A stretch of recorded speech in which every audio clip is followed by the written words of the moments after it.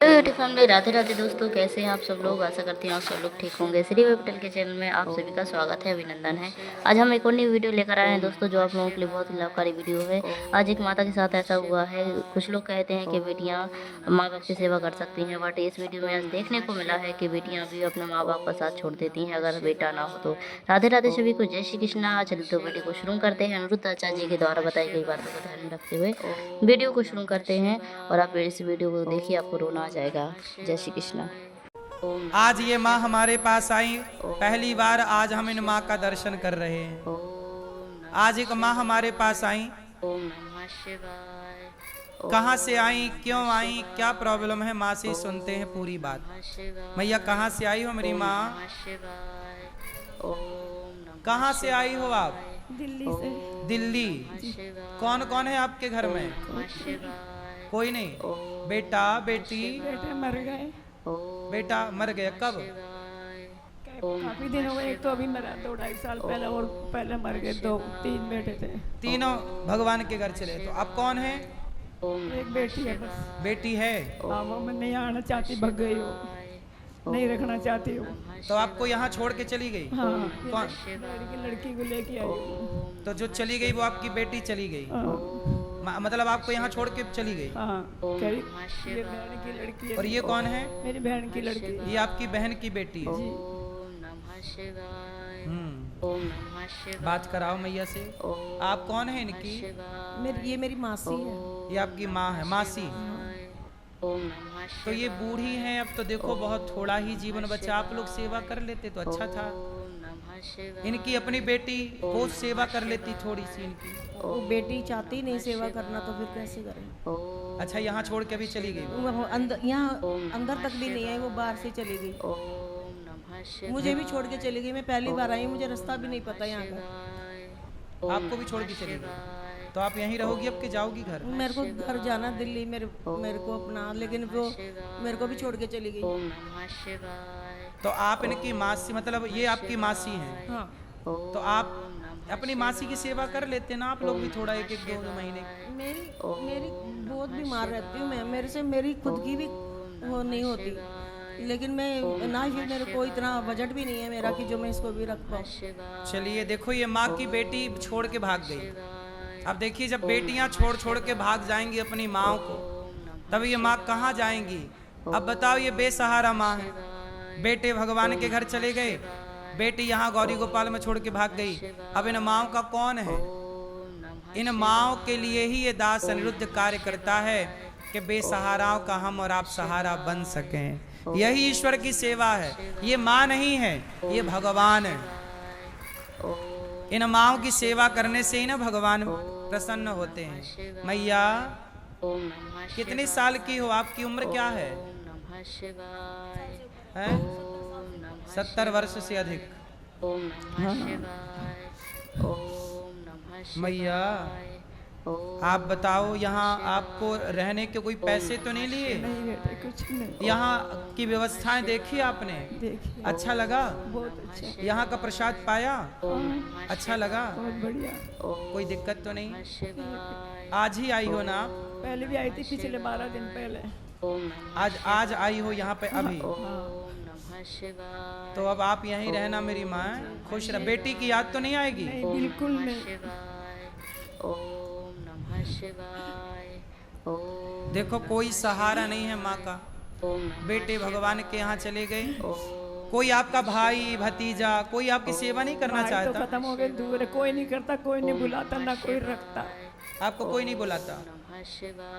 भतीजे हैं? पता नहीं कहाँ का रह रहे, मुझे नहीं पता कहाँ रह रहे, कभी नहीं बुलाते। कितनी बहन है आपकी? अब कोई भी नहीं है, मैं अकेली हूँ। बड़े बड़े। अच्छा, सारी बहनें भगवान के सबसे घर। छोटी हूँ मैं। हाँ, तो मर गए पहले। भाई भी चारों खत्म हो गए। सारी बहन भगवान के घर चली गई, सारे भाई भगवान के घर चले गए, पुत्र भी भगवान के घर चले गए। देखो, विपत्ति भी आती है, दुख भी आता है, तो भर भर के दुख। सहारा बने तो बने कौन? इसलिए आप लोगों से मेरी केवल इतनी प्रार्थना है कि गौरी गोपाल आश्रम में लगभग 295 वृद्ध माएँ थीं, एक माँ और आज जुड़ गई। आप इन माँ के बेटा बन जाओ। आप इन माँ, इनकी अपनी बेटी तो भाग गई, लेकिन आप मत भाग जाना। आप इन माँ के बेटा बनकर, बेटी बनकर इन माँओं का साथ देना। अब 290 माएँ हैं, आप समझो ना कि इन माँओं के लिए रोटी तो लगेगी ही ना। अब रोटी कमाएगा कौन? मैं बिजनेस तो करता नहीं, व्यापार तो करता नहीं, मैं तो आप लोगों से भिक्षा मांग मांग कर ना इन माँओं की सेवा करता हूँ। मेरा कोई बिजनेस व्यापार तो है नहीं, मैं तो केवल आप लोगों को भागवत सुनाता हूँ और आप लोगों से भिक्षा मांगता हूँ कि आप भी इन माँओं के बेटा बनो। एक माँ को आप रोटी दे दो।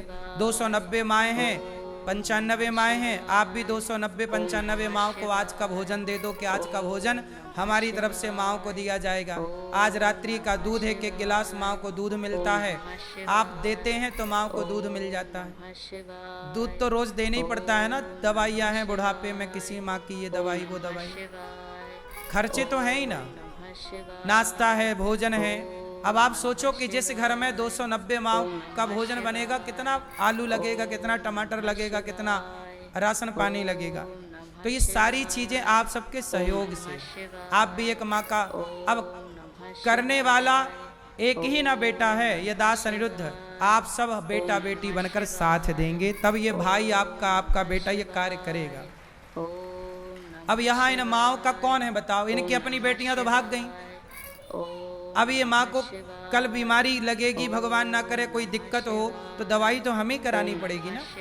हम कराते भी हैं दवाई, हॉस्पिटल भेज भेज के लाखों लाखों का, लगभग लाख रुपए का खर्चा रोज का है दवाइयों का। 290 माएँ मायने रखती है ना साहब। किसी माँ को आज ये दवाई, किसी माँ को ये दवाई।